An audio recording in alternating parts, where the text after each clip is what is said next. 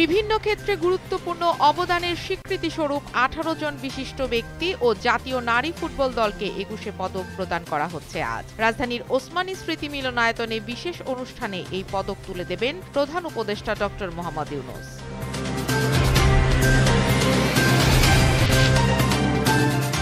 17 বছর আগে 27তম বিসিএসে নিয়োগ বঞ্চিত 1137 জনের চাকরি ফেরত দিতে নির্দেশ দিয়েছেন আপিল বিভাগ। সকালে প্রধান বিচারপতি ডক্টর সৈয়দ রেফাত আহমেদের নেতৃত্বে 5 বিচারপতির আপিল বেঞ্চ এ রায় ঘোষণা করেন।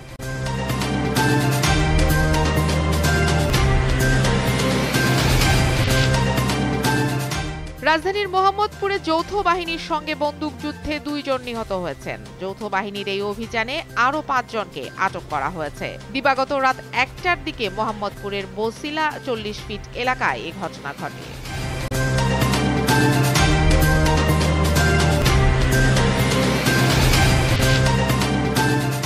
ইউক্রেনের প্রেসিডেন্ট ভলোদিমির জেলেনস্কিকে স্বৈরাচার বললেন ডোনাল্ড ট্রাম্প। তিনি আরো বলেন, স্বৈরশাসক জেলেনস্কির বিরুদ্ধে দ্রুত পদক্ষেপ নেওয়া উচিত, নয়তো তার দেশের আর কিছু অবশিষ্ট থাকবে না।